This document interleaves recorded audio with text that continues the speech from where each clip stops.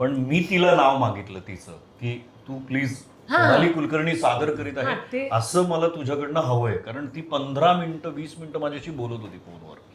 12 एप्रिलला ती प्रयोगाला आली, प्रयोग बघितला, आणि 13 एप्रिलला मी संध्याकाळी तिला फोन केला होता.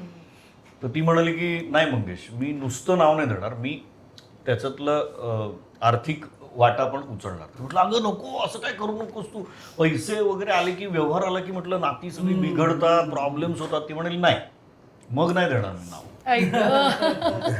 असा तो खरा किस्सा आहे. आणि ती एकच खूप सुंदर वाक्य बोलली की मी बाकी कोणालाच ओळखत नाही, पण तुझ्यात आणि माझ्यात एक संवाद असू दे फक्त, म्हणजे हे व्यवहाराच्या बाबतीमध्ये. बाकी मी काही तुला काही विचारणार नाही, तुझ्याकडे काही मागणार नाही, पण आम्ही ते प्रॉपर रीतसर सगळं हिशेब बिशेब एक्सेल शीटमध्ये वगैरे असं सगळं रीतसर केलं.